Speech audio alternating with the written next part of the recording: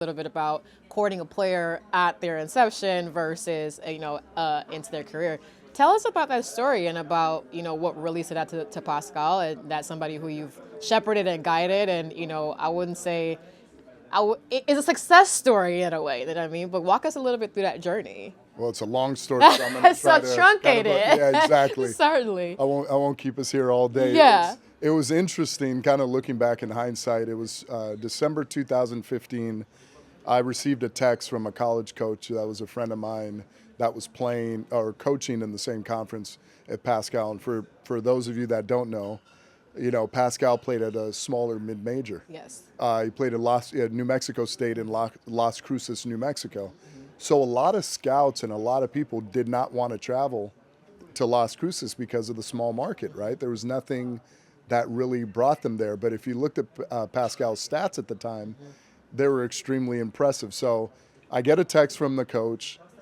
Maybe about 2 weeks later, I'm seeing Pascal play in Bakersfield.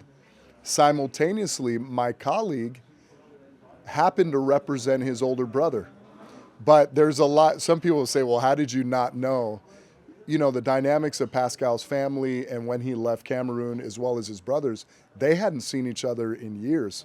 So even his older brother, who was then at Vanderbilt, didn't know to the extent of how good his little brother had gotten and how much he had grown. So when I went to Bakersfield, I saw Pascal. I was able to confirm some things, even come to my own judgment about his talent.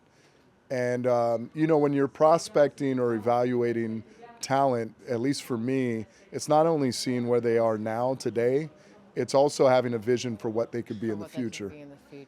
A lot of that is contingent on not just the physical attributes of the player, but it's also getting to know them and seeing their personality, their work ethic, their work habits, their processing speeds in terms of basketball IQ.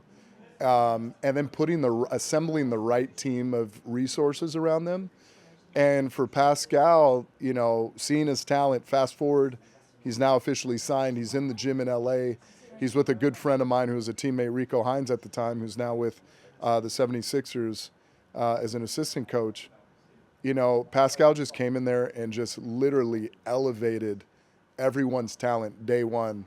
And you could see that he had the potential to be an all-star, all-NBA level player, future Hall of Famer.